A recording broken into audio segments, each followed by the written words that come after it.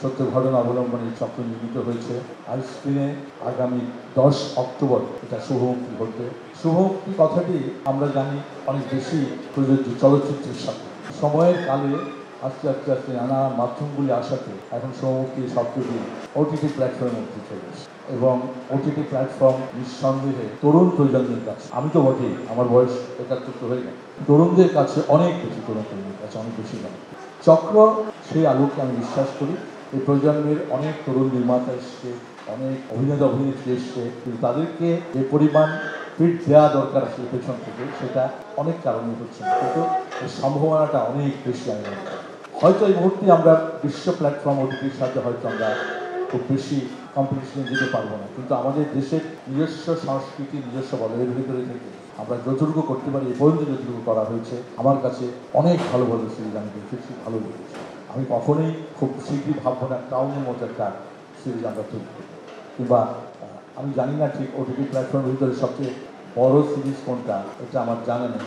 সাম mouth অথবা একটা লিখেছিলাম আমি শিকাগো পিড, 13 পর্বে, 13টা সিজন, এক একটা সিজনে প্রায় 10-12টা করে এপিসোড আছে এবং একটা এপিসোডের ডিউরেশন 45 মিনিটের উপরে। তো সেগুলোর সাথে আমি কথা বলতে যাবো না। আমি মনে করি যে আমাদের বাংলাদেশের প্রেক্ষাপটে আমাদের সামাজিক, অর্থনৈতিক আমাদের যতটুকু সম্ভাবনা আছে সেইটুকু যদি আমরা কাজে লাগাতে পারি, অবশ্যই আমাদের ওটিটি প্ল্যাটফর্ম অনেক ভালো একটা জায়গায় যাবে। আজকে চক্রের শুভ উদ্বোধন অনুষ্ঠান ঘোষণা করছি আপনাদের সবার জন্য, এবং আপনারা এখানে যারা অতিথি এসেছেন সবাইকে আরও একটা সাধুবাদ জানাচ্ছি। অবশ্যই 10 তারিখ আপনারা চক্রের সাথে থাকবেন। অভিনয় করার অভিজ্ঞতা আসলে প্রতিটা কাজের মতোই, মানে প্রতিটা কাজে চেষ্টা করি সবসময় আমার 100% দেওয়ার জন্য, কিন্তু আমি তার আগে অভিনয় করার অভিজ্ঞতার চেয়ে আমি এই কাজটার সঙ্গে সংযুক্ত থাকতে পেরে কতটুকু থ্যাঙ্কফুল সেটা আসলে জানাতে চাই। বিকজ এটা একরকম ভাবে যদিও আনপ্ল্যান বাট স্টিল আমার first OTT release, so it's a very big thing for me and I am very lucky because এটা এত বড় একটা ওটিটি প্ল্যাটফর্ম আইস্ক্রিনে যাচ্ছে, এত গুণী একজন ডিরেক্টর জাহেদ এটা বানিয়েছেন এবং খুবই ট্যালেন্টেড অভিনেত্রী তাসনিয়া ফারিন এটার সঙ্গে আছেন, এবং মির্জাপুর ইসমাইলকে অবশ্যই ধন্যবাদ এটা স্পন্সর করার জন্য।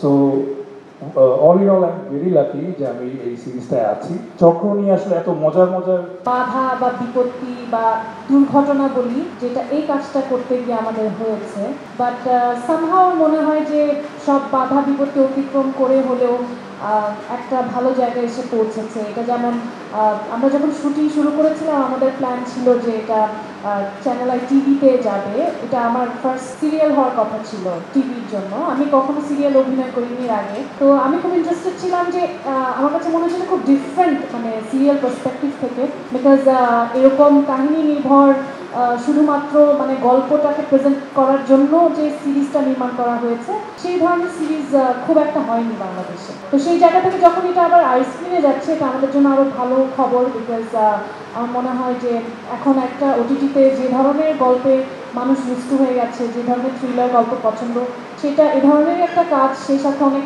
রহস্য জট আছে, অনেক ধরনের থিওরি এবং বাস্তবতার সংমিশ্রণে আসলে এই সিরিজটা করা। তো আশা করছি যারা দেখবেন তাদের ভালো লাগবে।